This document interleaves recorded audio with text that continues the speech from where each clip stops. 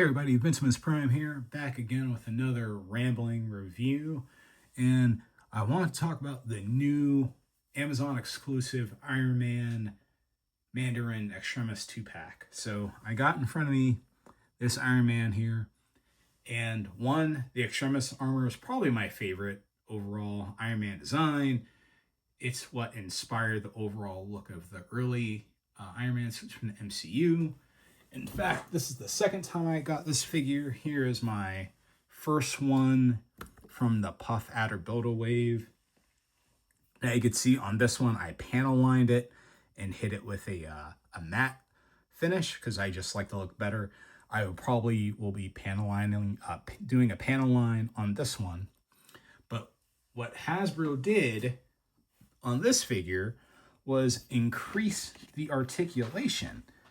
And you might say, how? Well, they learned some lessons from their previous Iron Man releases. One, they left that upper ball joint, so they got rotation there at the top.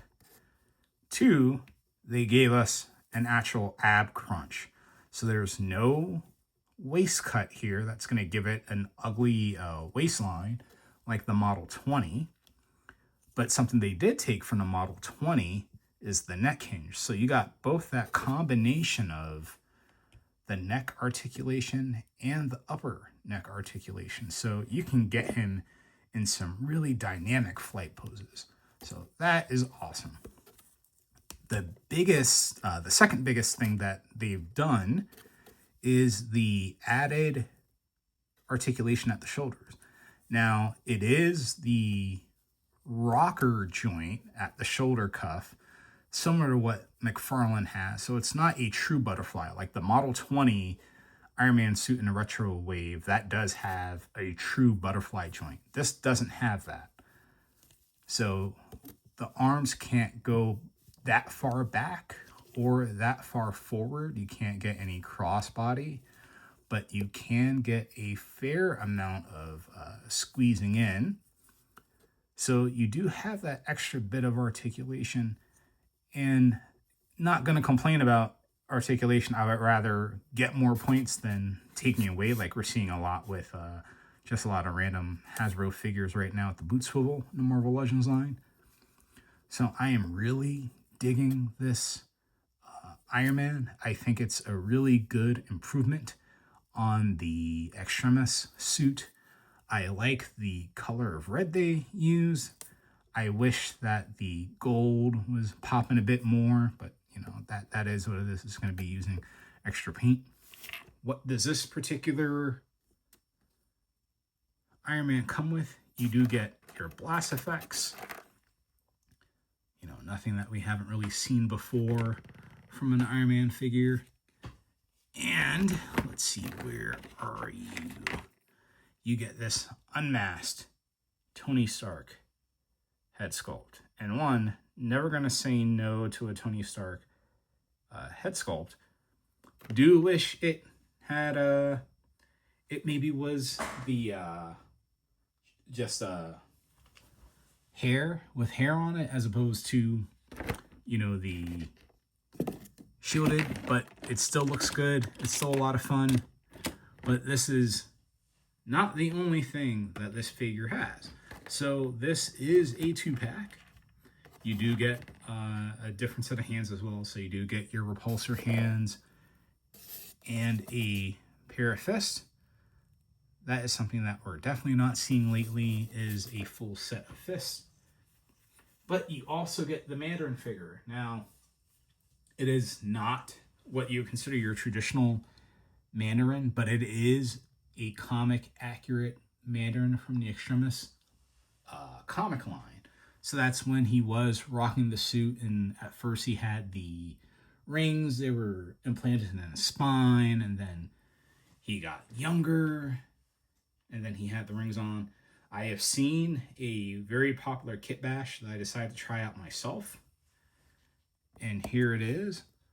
So this is an MCU Master Mordo body from the Doctor Strange sequel.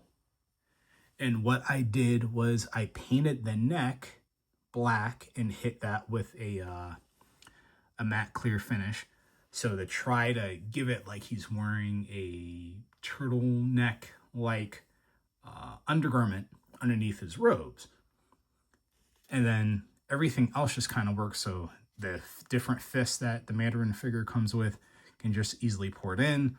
I'm hoping that the matte clear finish will also help with any potential paint rub. But yeah, it ports on the neck pretty well there. I like how this looks. It does look like what you would consider a traditional Mandarin figure without it going too overboard. So I'm really happy with how that turned out, and I think this is going to look really good on the shelf.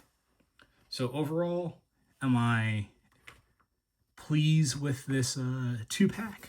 Yeah, absolutely. It's another version of the Extremis armor, which I find to be overall my favorite Iron Man armor. I am now going to use this custom, and I think I'm actually going to add some weathering and some bullet details to make this kind of like a battle damaged Iron Man. So I'm probably going to heat the top torso up, take a screwdriver, and then paint those parts chrome, and then find a way to give a metallic kind of armor wear on some parts of the figure. And then this one will be panel lined and set up in my eventual Iron Man Halls of Armor, which is coming along. I think if they come out with the rumored Mysterium armor, which is what he's been wearing in the comics as of recently,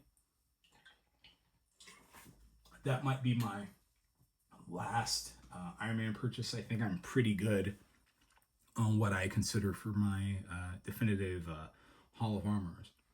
So that's all I got for today.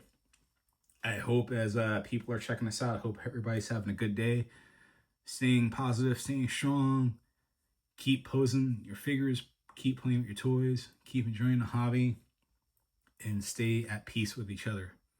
Again, Vince Prime signing off. Take care. Peace, y'all.